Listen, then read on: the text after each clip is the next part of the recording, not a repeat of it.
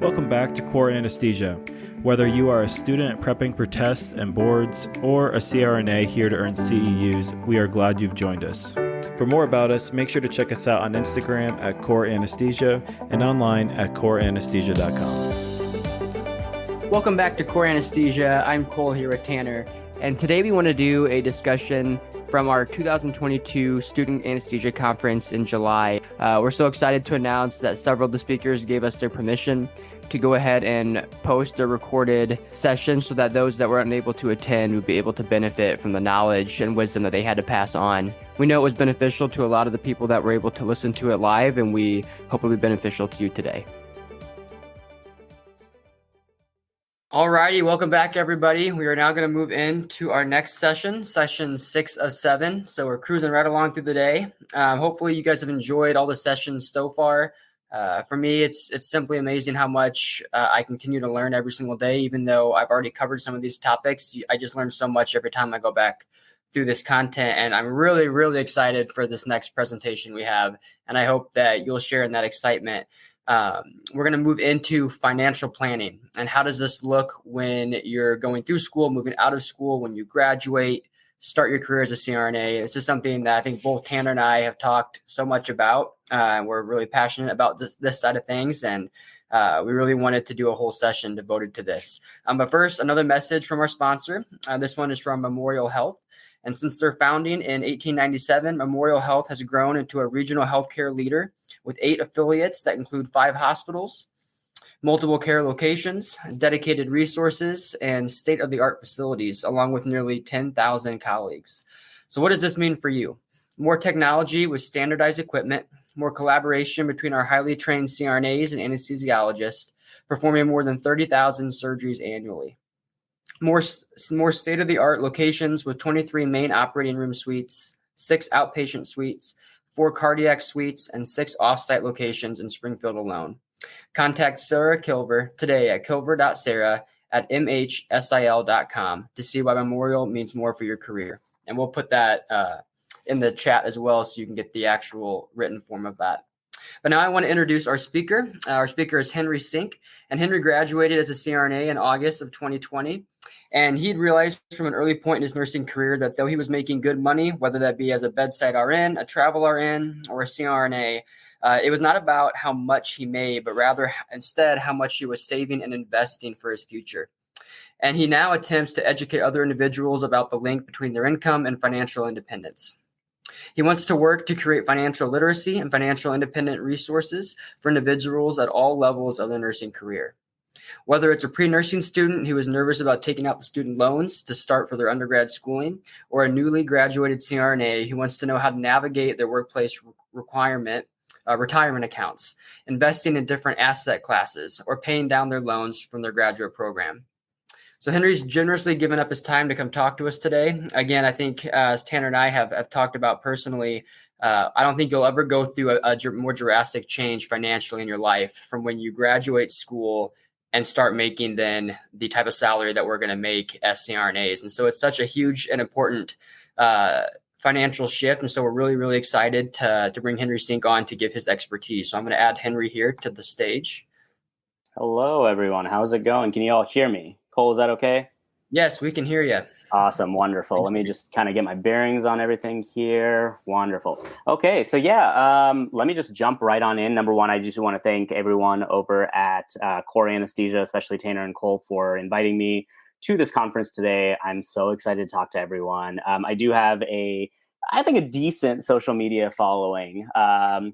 And, talking to at least 1,000 students today, that is so cool. I'm so excited about that. Number one, my name really isn't Henry Sink. It's something completely different. But Henry stands for High Earner, Not Rich Yet. I'm a CRNA. I make really good money, what I consider really good money. And then Sink, single income, no kids. I'm a single guy.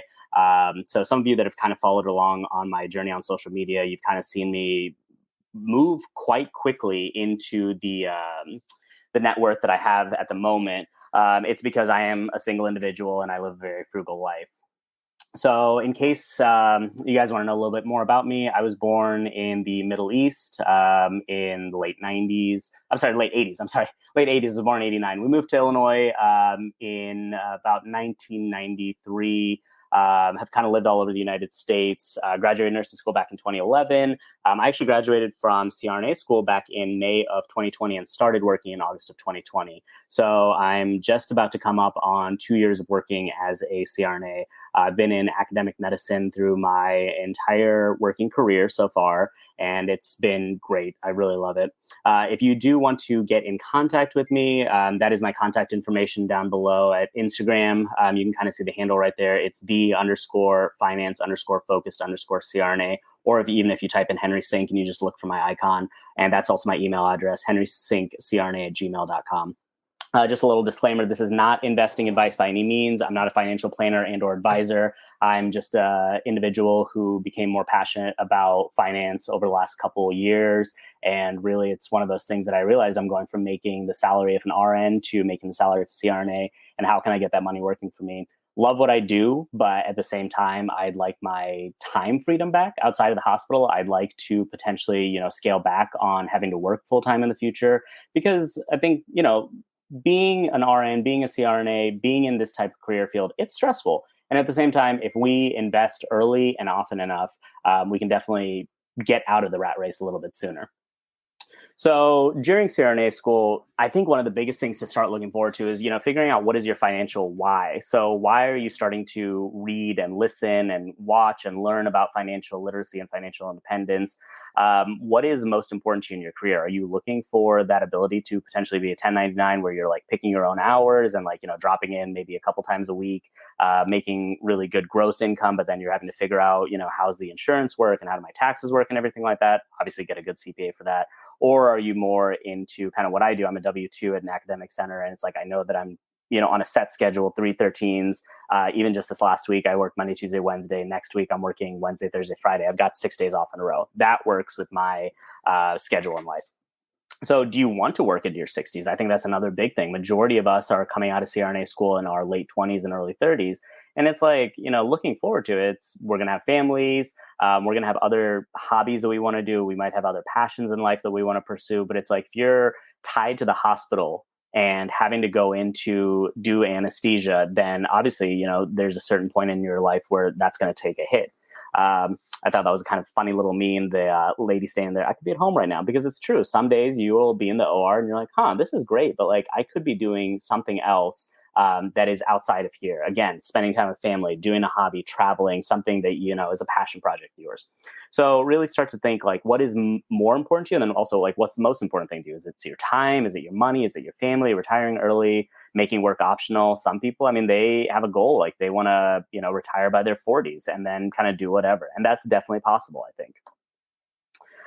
So also during CRNA school, so what are some of the things that you can kind of do? Obviously, money will be extremely tight towards the end of school. I completely understand that. I was there a couple years ago.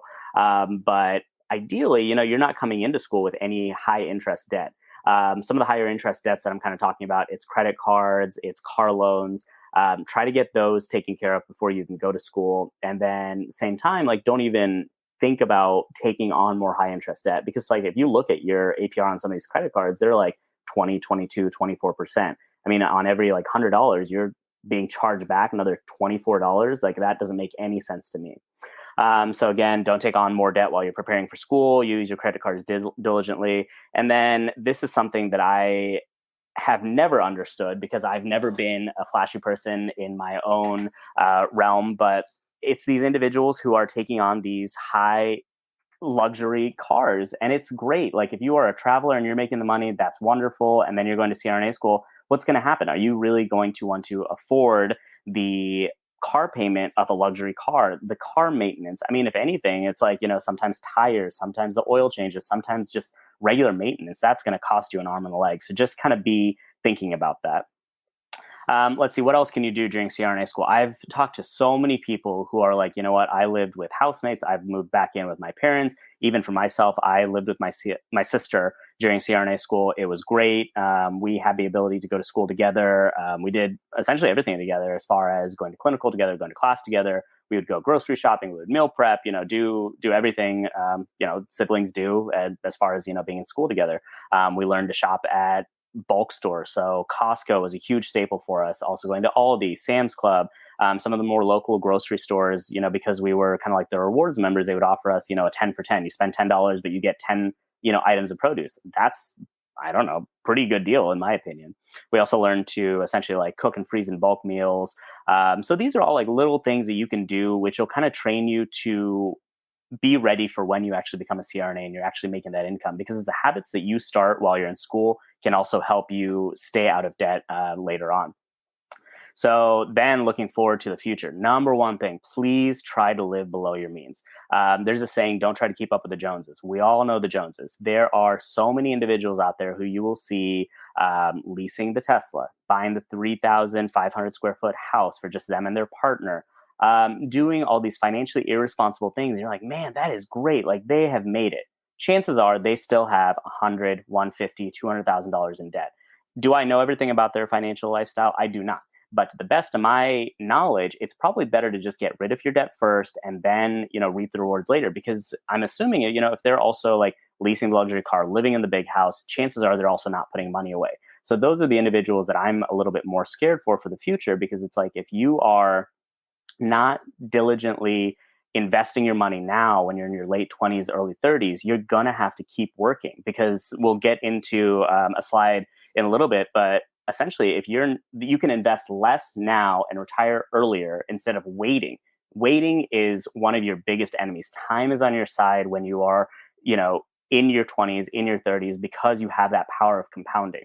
So start chipping away at your debts as well. So write out all of your debts. I think that was like a really big thing for me. I just try to figure out like, how much do I owe? What percentage is it at? What are the interest rates? Pay off your highest interest rates first. A good rule of thumb is like, if it's greater than 6%, pay it down. So again, this kind of goes back to, if you have a student loan that's right now on forbearance from the government for, let's say, $20,000, and you're not paying any interest on that, so it's essentially frozen. Or if you have a credit card bill where you have $5,000 and you're being charged, I don't know, 15, 20% interest, what makes more sense to pay? Obviously, even though you have a bigger amount with the student loans, you have zero interest at that point. So you'd want to knock down your credit cards first. That's all, like the way that I look at it, it's like an automatic pay increase to you. You're not having to give out extra money on the money that you've already spent. Pay yourself first. This is one of the things that I have really employed myself over the last couple of years, is when I get that paycheck, I automatically have money that's earmarked that's going to my like 403B, my 457, my backdoor Roth IRA, and my brokerage account. Whatever's left over, that's what I'm utilizing to, pay off my mortgages, do fun activities, do all the other things. I think a lot of us get into that mindset of, I need to have fun first and I can like save later. And that's where we lose the discipline, because we haven't even started down that path of being disciplined enough to have that habit ingrained in us. Another big thing, once you start making money, definitely build a 3 to 6 month emergency fund.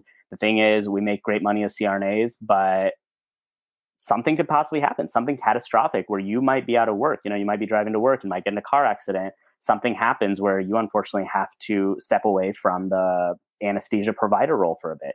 That's a big thing, because we will have mortgages, we'll have car payments, ideally low interest car payments. We'll have car payments. We'll have, childcare. We'll have our monthly expenses. So build up an emergency fund.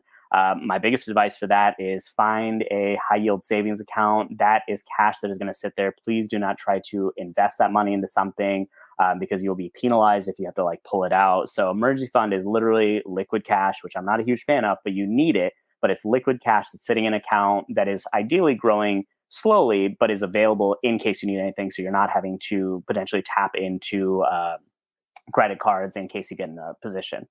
Let's see. So build a budget and stick to it. So this is great because we can also talk about the different types of budgets. Some of you that have been on my Instagram before, you have seen these. So we do have like the zero-based budget, where essentially like we know what we're having come in. So every month we know that we have about $4,000 coming in. We figure out what are all of our expenses. So what's our income? What's our expenses? So we have 4,000 coming in. We have 4,000 going out. So it's a zero-based budget, 4,000 in, 4,000 out. Pretty self-explanatory. The pay yourself budget. This is the one that I was kind of talking about a few moments ago, because I'm a huge fan of it myself. I would rather live on less right now. And I've always been like this. I've always been kind of a frugal person, but that doesn't mean that I haven't had fun in life. I've, definitely taken advantage of the fact that I've had a good income as both an RN and now a CRNA. But to me, it makes more sense to fill up my buckets for investing first and then be able to have fun later. And if that means scaling back on my lifestyle, maybe not getting as big of a house, maybe still driving my used car. I've got a Subaru with 103,000 miles on it right now. It's completely paid off. It gets me from A to B. I'm not a flashy person. That's great for me. But what I do have is I have fully maxed out backdoor Roth IRA for the last 2 years and regular Roth IRA the year prior. I've got maxed out 401a plans, 403b, 457. I've got money going to my brokerage. That's more important to me because ideally I want to have my money that I've earned working for me.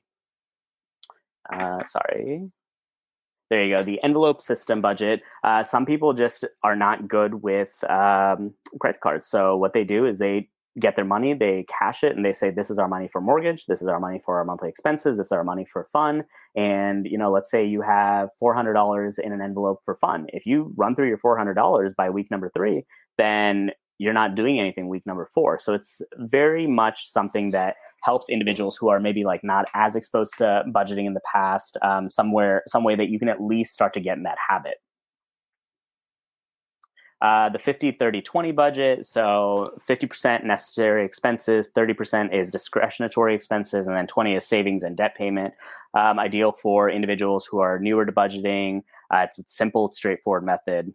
Issues you could run into, hard to utilize for individuals who have high debts or saving goals, as 20% might not be enough to achieve that savings or pay down goal.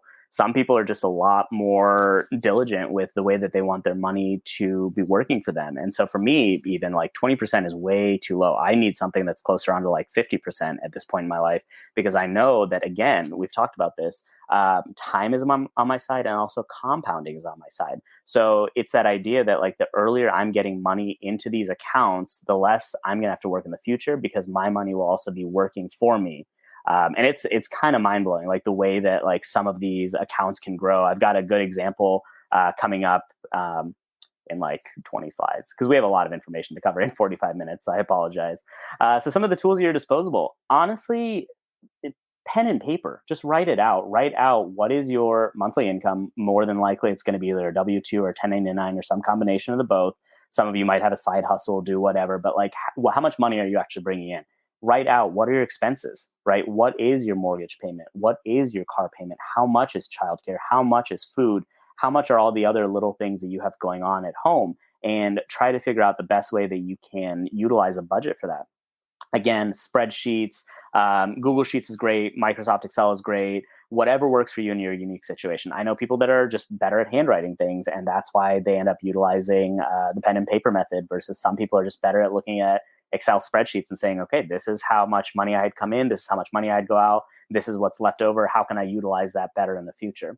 Also, there's so many budgeting apps out there right now. Again, that's a great list right there. Pocket Guard, Mint, You Need a Budget, Good Budget, Honeydew, Personal Capital. I'm not going to advocate for any of these, but I personally use Personal Capital. So if anyone does need my referral code, I think right now they're offering, like, if you sign up and link your checking and savings and investment accounts, I think you get $20 or something like that. So it's something I can definitely supply to individuals. But I think it's a great way of visually seeing, like, where am I as far as like my investments go. You can actually look back and see like what's the 30-day, 90-day, 1 year growth, or at this point, because the market's been kind of finicky, what's the opposite of growth. So what is up with student loans? I like these memes because I made that top one. So I went to CRNA school and finally paid off my loans. And at the bottom it says it's been 84 years. Ideally, we are not paying off student loans in 84 years. I understand that some of us do have loans that are 100, 150, 200, 250, maybe even $300,000. And I completely empathize with you. That is a lot of debt that you've taken on. And I completely understand why. Because the thing is, think about what your salary was as an RN. And then I know a lot of us have obviously talked about money with our coworkers, maybe former classmates, maybe even in just like the clinical realm, talking to preceptors who are trying to recruit you to their hospitals. There's a lot of money to be made right now. And it is wild, the things that we are being offered. We are coming out of school at a wonderful time. The market is shifting. A lot of CRNAs are advocating for themselves for more pay, because at the end of the day, like, we do so much for the hospitals. We do so much for patient safety, patient care, advocacy, you name it. And I really feel like, we are finally getting to that point where we're acknowledging how much our value is to these hospital systems. So speaking up for yourself and saying like, no, I need more money. And it's not a selfish thing by any means. I think you need to be fairly compensated for what you're bringing to these hospitals. Also that bottom meme, they're missing a few zeros because, again, like some people might have a little bit more in student loans, and it's a little bit more difficult to tackle it, but it's not impossible. I don't think student loans need to be one of those things that's hindering you long term. So as of right now, as we know, student loans from the federal government, so the Department of Education, have been paused again through August 31st of 2022. So that's in about a month. So the question looms right now, are they going to do it again? Are they going to, do forbearance once again after August 31st or not? Essentially, though, a lot of us who have come out of school over the last couple of years, because COVID started March 2020, give or take, we have had that 0% interest loan. So the question is, what have individuals been doing? In my opinion, if you have rapidly paid down your student loan debt and you had 0% interest accruing over the last couple of years, that is not the smartest or wisest or most diligent decision you could have made, because you could have put your money into the market. The market would have actually risen quite a bit. Your money that you could have utilized to completely eliminate your debt would have kept growing in the meantime.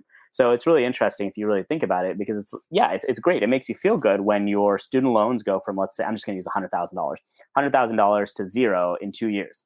But what have you done in the 2 years? If you have not invested, if you've not saved, if you've not put money into that emergency fund, but instead you just eliminated your debt, that's an issue. You have gone from essentially 100,000 to nothing, but now you have no money that was growing in those 2 years that will continually keep growing. So that's one of the issues that I find with individuals paying off their student loans too quickly. And that's a question that so many people have actually, quote unquote, slid in my DMs to ask me about, because they're like, is it better to just pay off my loans quickly, or, pay them off slowly, or what should I really do? And so my honest opinion is, fill up your buckets first. Fill up your investment buckets. So if you are getting a match from your hospital, take the match. If you have an option of doing a 403B, a 457, potentially even do that. Once you get that match, though, the backdoor Roth IRA, $6,000, we're going to get into it in a few minutes. But like, paying off your student loan debt extremely quickly, it only makes you feel good. It is not a wise financial decision, in my opinion. I know there's individuals who follow the Dave Ramsey method and are huge Dave Ramsey fans, and it says get out of debt as quick as possible. If that works for you, great. But numerically, it does not actually work, in my opinion. So again, these are some of the interest rates that we are kind of looking at. Obviously, for us, since we're graduate students, the direct unsub loan is 6.54%. Direct plus loan is 7.54%. So then that kind of leads us into the question of, is it better? Because remember earlier I said we want to kind of eliminate that debt if it is greater than 6%. So it's like, what is the way to go? If it's paused right now, it's at 0%. But once it does kick in, then what are we doing? So that leads us into the question of refinancing. Do we keep it with the federal government, or do we refinance out of our loans?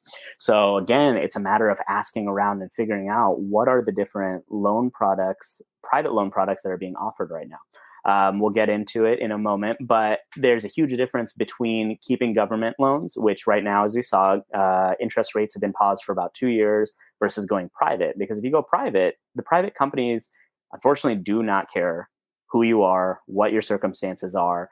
They just know that they've provided you money in the form of a loan to pay off your original loan. So they want their money. If something happens to you, maybe you can work with the company to be like, hey, like, I broke my arm. I'm not able to work for a couple months. What can we do to scale back on that?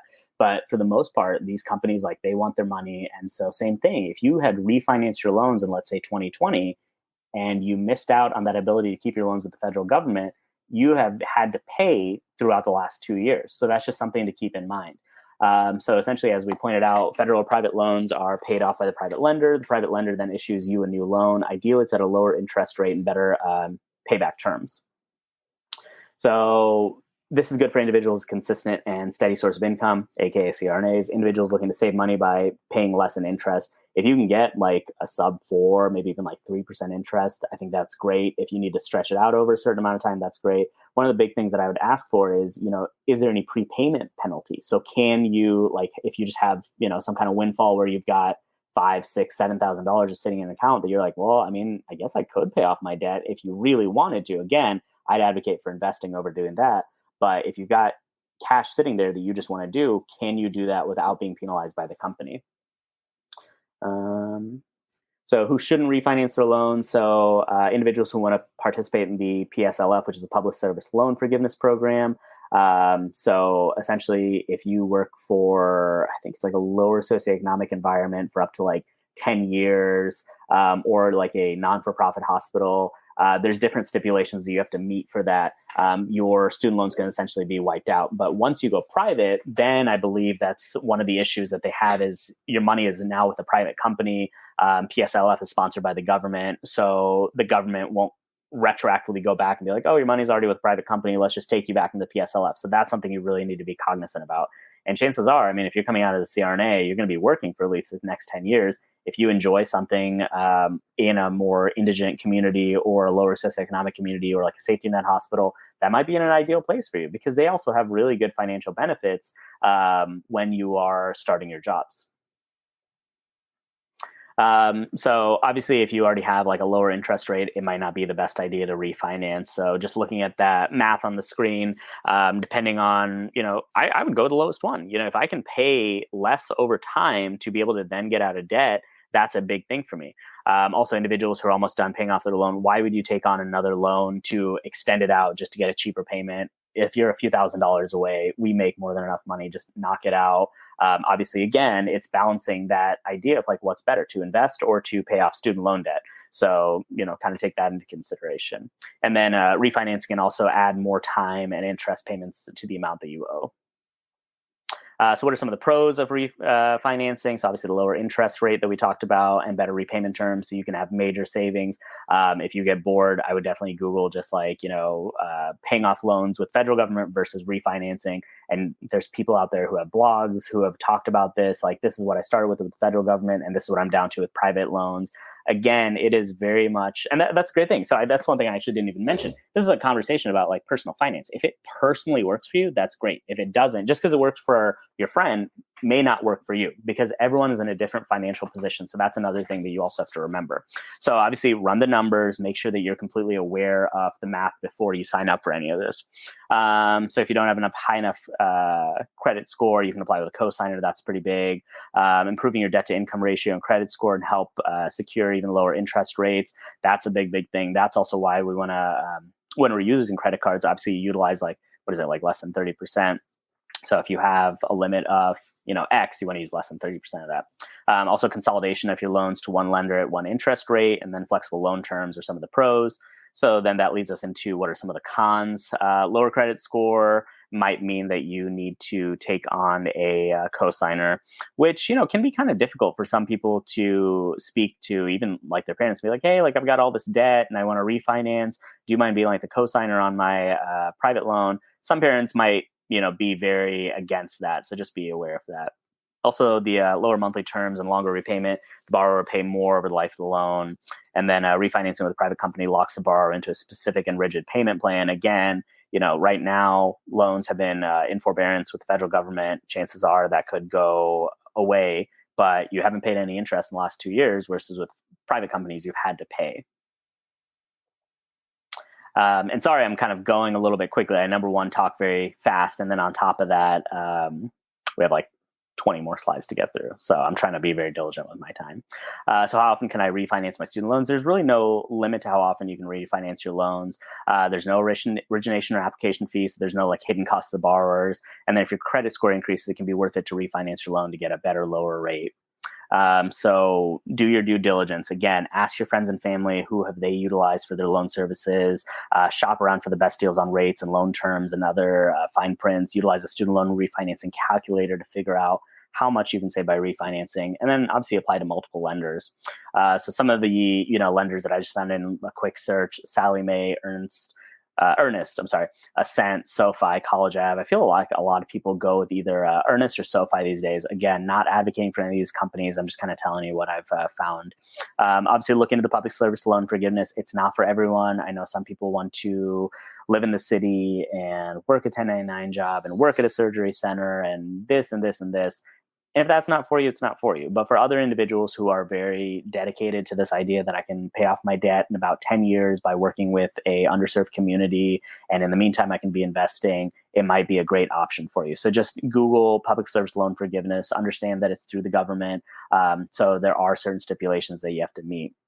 Also look into loan forgiveness programs that some hospitals are offering. This is wild that I'm starting to see things like this, but $75,000 loan forgiveness for a 5-year contract. So really, is that 5-year contract worth that much time at a location? So you really have to think about that. If you really crunch out the numbers, I can't do math that quickly, so I'm not even going to try right now. But could you be working somewhere else, and could you potentially like pick up overtime shifts throughout the year and maybe pay off your loans that way instead of being locked into a hospital for 5 years? Because things change. Your family life might change. You might want to move out of the location that you're in. You might not like the practice environment after a couple of years. You might move on to different opportunities. So just be aware of that.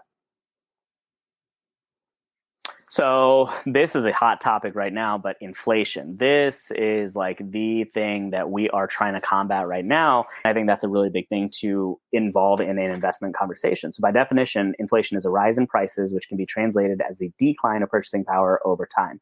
So one of the most common inflation indexes that we have is the CPI, which is the Consumer Price Index. So CPI has been rising, and we can see it in the price of food, metals, fuel, utilities, services, entertainment, housing, labor. Even there, labor. What do we make when we first started as a nurse X amount of years ago, and now we're about to graduate CRNA school? What did CRNAs make 10 years ago? What did CRNAs make 20 years ago? So look at it that way. An interesting but a sad fact, the CPI index for all urban consumers for the last 12 months that ended in June of 2022, which I think I obviously missed the boat on updating my numbers because it's already July, but it's 9.1. This was the largest increase for a 12-month period since November of 1981. So 81, 91, 2001, 21. That's 30 years. So why should we really care about inflation? What can we do to pace or beat inflation? Before we jump into that, so just another kind of information about the CPI. It's a weighted combination of many categories of spending that are tracked by the government. So gas prices, these numbers are just wild. So in 2000, gas prices, and I don't know, some of you, ideally, like we were all born in like the 90s, 80s, 90s. Anyway, gas prices, $1.30 back then, now $5.06. Bread went from 91 cents to $1.69. I mean, just some of these other jumps. Electricity jumped, 50%. Or is that 50%? I don't really know how to do math. But either way, so 0.08 to 0.16, so 8 cents to 16 cents per kilowatt hour. That's a big, big jump. Obviously, if you get bored and you really want to know about CPI numbers in between all the studying and clinical prep, because again, I've been there, you can definitely take a break and look into this website. So how has inflation impacted our hard-earned dollars? And before we even get there, what I was talking about is we're going to be talking about investing to obviously beat inflation. So again, going back to a hypothetical situation, we're just going to look at one decade. So we start in 2012, and we had two individuals. Person A was a saver. They put $10,000 in a savings account, completely forgot about that. Person B invested $10,000 in the low-cost S&P 500 index fund. So how did their money fare between 2012 and 2020? So again, person A, 10,000, person B, 10,000, one's a saver, one's an investor. So this, when I was doing my research, really kind of blew my mind. So person A, the saver, their $10,000 after a decade turned into about $13,173, give or take. So adjusted for inflation, that's what it is. Person B, the investor, their $10,000 that was invested, again, low-cost S&P 500 index fund turned into about $33,785. Let's just say it as it is. So again, that's a pretty significant difference. That's a $20,000 difference between being a saver who likes to have physical cash on hand versus an investor who was willing to trust in the market, put the money in, leave the money alone, reinvest their dividends. That's one of the biggest things. Is this is such a mind game that you have to play with the market. Anyone who kind of got scared over the last couple of months is like, oh, I'm going to pull out my money from the market, let it sit on the sidelines for a while, let everything cool down, and then buy back in. How do you know when to buy back in? How do you know when to sell? That's one of the questions that people run into. And so it's just like, put it in, leave it alone, trust in the market, reinvest your dividends. But as we can see, the individual who was a saver, $13,000 from 10,000 versus the person B, the investor, 33,000, almost 34,000 from $10,000 because they invested. And this is actually coming from one of my favorite index funds. I am not a spokesperson for Fidelity, but if anyone has an in with them, I would love to speak with them and be a spokesperson. This is one of my favorite index funds. It's FXAIX. It's the S&P 500 index fund. It is amazing, but again, $10,000 in a decade turned into $34,000 just because you invested. So what else? How can we beat inflation? Cash is king until it's not. If you remember a couple slides ago, we talked about the rising cost of commodities, right? So even if you're telling me 2 decades ago, right, gas was $1, whatever, and now it's $5. So my buying power has actually decreased over time, even though I have the physical bills. So my $5 in a decade, how far is that really going to go? Are we saying that $5 is only going to get me half a tank of gas? I really don't know. But what I do know is by putting my money into an investment, by putting my money into an index fund, an ETF, by letting it grow there, that's actually going to benefit me long term.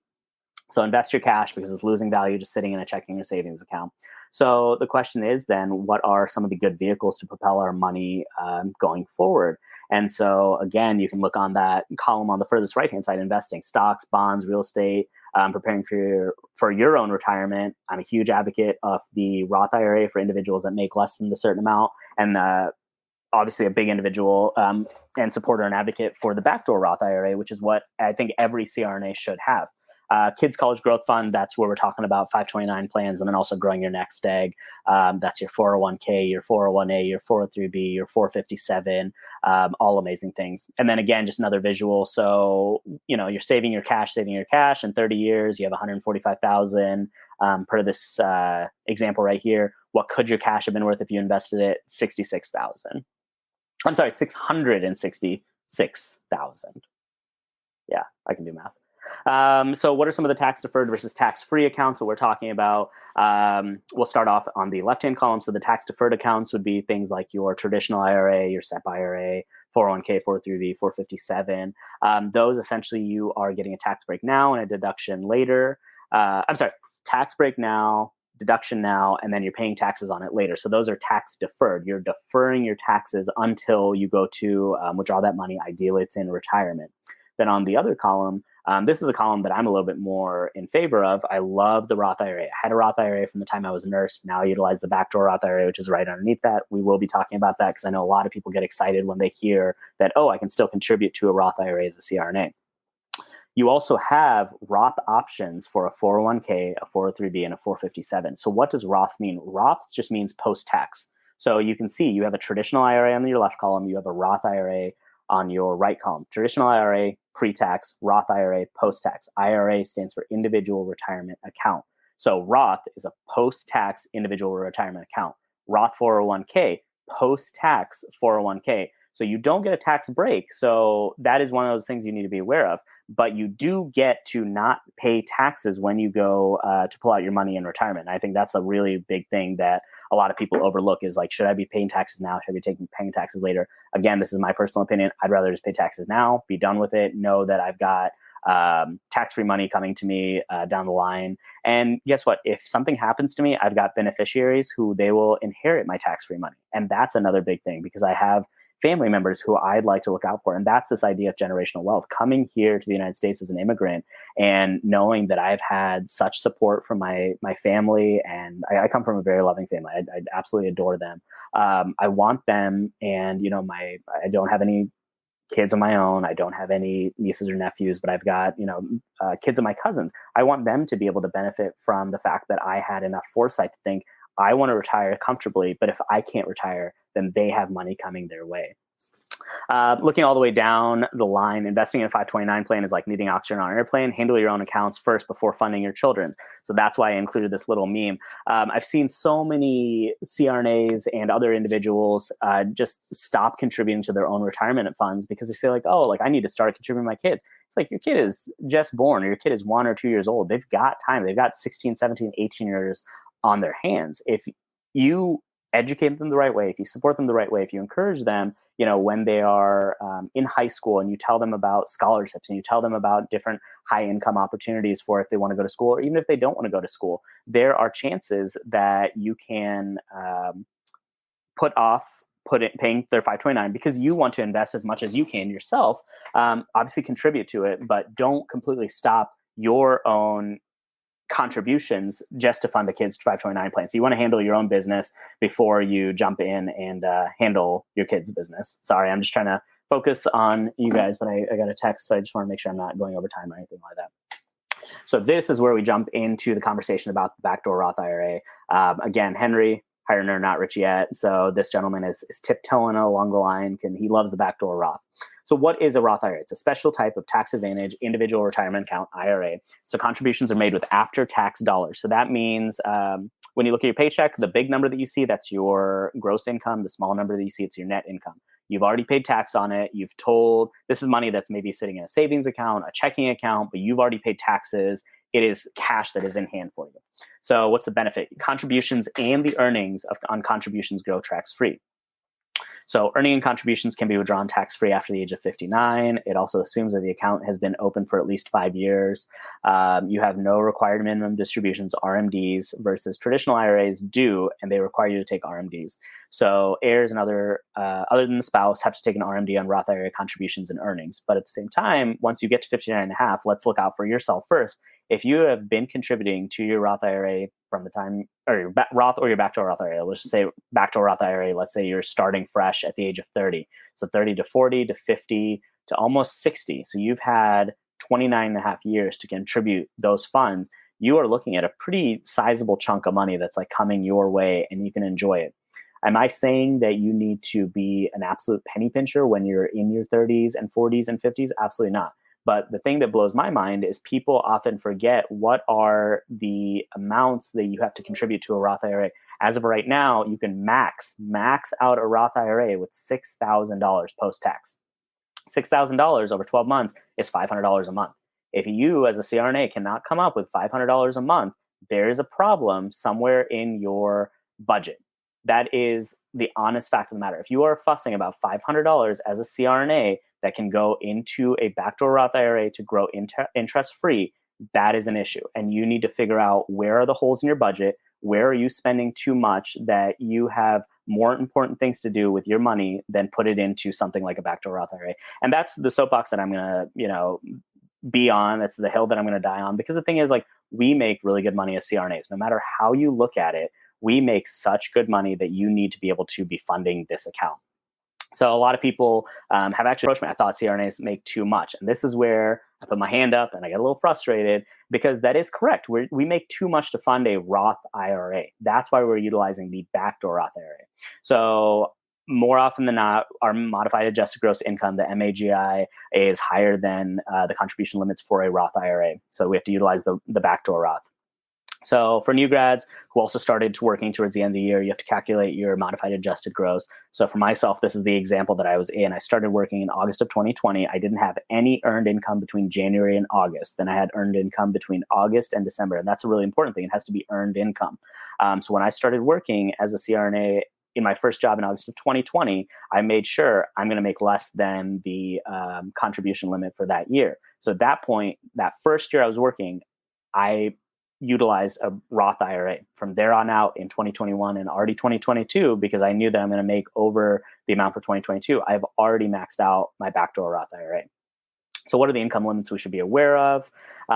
This is pulled directly from the IRS government website. I highlighted two of these right here, and there are arrows next to them. So married filing jointly, more often than that, we are looking at some of you who have a spouse, a partner, or whatever. You guys are filing jointly. So your limit is $214,000. So you can see that you can contribute $0.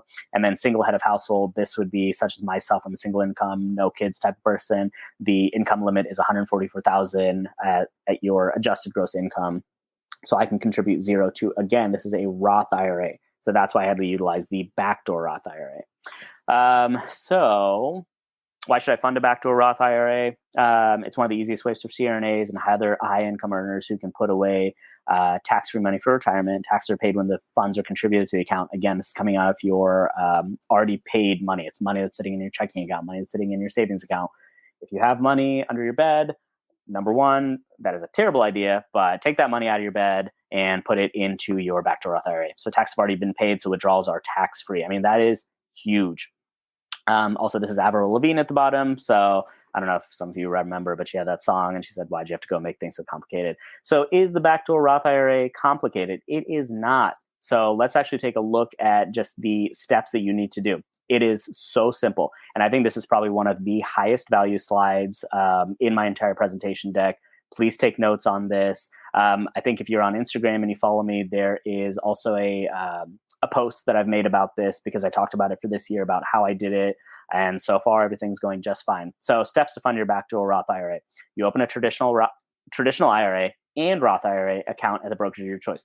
More often than not, people choose either Vanguard or Fidelity. I like to keep it simple. I chose Fidelity because that's where my workplace retirement with my last academic hospital is, and that's where my workplace retirement is with this academic hospital. So I just like to see everything across the board. Also, Vanguard, I think there's an issue with their like user interface. It's not as friendly. Fidelity it's nice. They've got a nice app. I like to use it. So you fund your traditional IRA with $6,000. Again, that's post-tax money. That's money that's coming from your checking or savings account, as we just said. It can take a few days for the funds to arrive in the traditional IRA. Don't freak out about that. The first year I did it, I was calling them maybe like twice a day for a couple of days, and they're like, "Sir, your funds are on your way. Like we can see it." I'm like, "Well, where's the money?" They're like, "We see it. Just give us a second." So once the funds have settled, you want to convert the funds from the traditional to the Roth IRA. So it's important to not let the funds sit or accrue interest in the traditional IRA. If they accrue interest in the traditional IRA, then it'll trigger a taxable event. Once the funds are in the Roth IRA, you've completed the backdoor Roth process. You leave the traditional IRA once empty, open for the next year. So you're going to have a completely empty, open traditional IRA at the end of this process, which is fine. It's going to have your name on it. It's just going to be empty. It's fine. But what you will have is you will have money that has gone from your checking account or your savings account into a traditional IRA into your Roth IRA. That is all the backdoor is. It is completely legal. It is a legal loophole that the government has in place for high income earners to utilize. I know that there's a lot of talk about will it go away? Again, I'm not a financial expert, but the thing is there are so many high income individuals out there who probably have advocated for themselves one way or another with their senators to be like, no, like this is a terrible idea. And it is a terrible idea because the thing is, I don't think we should be penalized as higher income earners to not be able to utilize a Roth IRA in this backdoor method. So what should I invest in? Honestly, I think one of the best books that I ever read to kind of get me educated on this topic, The Simple Path to Wealth. J.L. Collins, if you are in the personal finance space, you have heard of this man's name, you've heard this book. It is so simple to get over. But if you just need simple ideas, or again, if you have some time over the next couple of days to just like do some research, these are some funds that I just pulled from both Vanguard and Fidelity. Huge fan of S&P 500 and then also total stock market. Big fan of keeping it here in the United States. I think we've got a very robust economy. I think we have great companies that are here. I really like it for everything that it's worth. So some of my favorites personally, that top one, the Vanguard S&P 500 ETF VOO. And then also some people have said, why do you buy both ETFs and index funds for the S&P 500? It's just a personal choice. I like them. They're fine. They make me money and I move on in life. So my other favorite one is FXAIX. But if you potentially don't want to pay a semi-low expense ratio, if you don't want to pay any expense ratio, then Fidelity has also come out with 0 large cap index funds. So the FNILX is a good one. FZROX is a good one as well. Gosh, there's so much information here, y'all. So this is a quick example of what I'm talking about with expense ratio. So expense ratio 0.015%. That means for every $10,000 you invest, you're paying $1.50 to self-manage. That is huge, in my opinion, because the thing is, like, if you're working with a financial advisor, a financial planner, they're going to charge you 0.5 to 1% for AUM, assets under management. So what does that mean? So you're saying $10,000. Instead of paying $1.50, you're paying $100 to that individual. They're occasionally looking at your portfolio, in my opinion. I don't think they're there every morning looking at it like you could. And so, in my opinion, it's so easy to self-manage. The older you get, then yes, once you have a lot of money stocked up, but for the average individual, it's either go to these people who are going to charge you a fee and potentially not do what's in your best interest, or you can just buy a low-cost S&P 500 index funds, total stock index fund, reinvest the dividends, don't touch it, leave it alone. It'll grow over time. So sorry, I'm still kind of like trying to figure out, gosh, guys, I wish I had more time. I really do. So just a couple things to remember. You have until April 15th. So for income year 2022, you have until tax day of next year. Let's see. Oh gosh, there's a lot of questions in the chat, y'all. Let's see. Do it as early as possible. The last 2 years, I just did it in January, was done with it. It's one less thing that I have to financially do to like tidy up and get ready for, the year. I just like to have it out of the way. Also utilize the dollar cost averaging strategy. As we saw, the market started off really healthy this year and it kind of took a little tank over the last couple months. So if you would have, done a lump sum back in January, you really would not be in a good spot. Not the worst spot, but you wouldn't be in a great spot right now. So dollar cost average, you're just buying the same like $500 worth every month. Some days or some months you're buying high, some months you're buying low, but overall you're averaging and it's higher than it could be. Also the pro rata rule. So taxation of your IRA when converted partially or fully to the Roth IRA accounts will be calculated proportionally to the fraction of after tax versus before tax contributions. This is why I'm a huge fan of, even when you're starting, just get it right into a Roth IRA, pay the taxes, skip the deduction. It's not the end of the world. Because then what you're going to end up with is if you have $50,000 sitting in a traditional IRA that is tax deferred. So what's going to happen is when you go to do your backdoor Roth IRA, you're going to be paying taxes on a proportion of the money that's coming out of your traditional IRA that's headed over to your Roth IRA. It doesn't matter to the government that you put in your own $6,000 of your post-tax money. They really don't care. They're going to tax you proportionally speaking. So just options to avoid the pro rata rule. So you can just convert your traditional funds to Roth funds. The best time to do that, honestly, if you are like a student that's listening to this and you are maybe in like your second or third year of school and you don't anticipate having any big income, because it has to be earned income. If you are like sitting there and you're a second year student, and you're like, I've got $30,000 sitting in my traditional IRA. When you do that conversion from your traditional to your Roth, that's technically not a backdoor Roth because you don't have any income. But what you're doing is you are moving that money, which will trigger a taxable offense, but you are at the lowest tax point that you probably will ever be in your life. Since you have no earned income, you're at a very low tax bracket. So that's one of those things that I'm also very cognizant about is you need to move that money while you're in school. If you have accounts that you can potentially move money into a Roth IRA from, just do it, get it done. You're at a low tax rate. I mean, that's a huge way of saving long term. Another way is just move your pre-tax funds into employer-sponsored 401k. Also, Cole and Tanner, how are we doing on time? I see we got 9 minutes. How do I answer questions here? Thank you for listening to this pre-recorded session from our 2022 student conference. For more about our speakers, please read their bio in the show notes, and we'll see you on the next episode.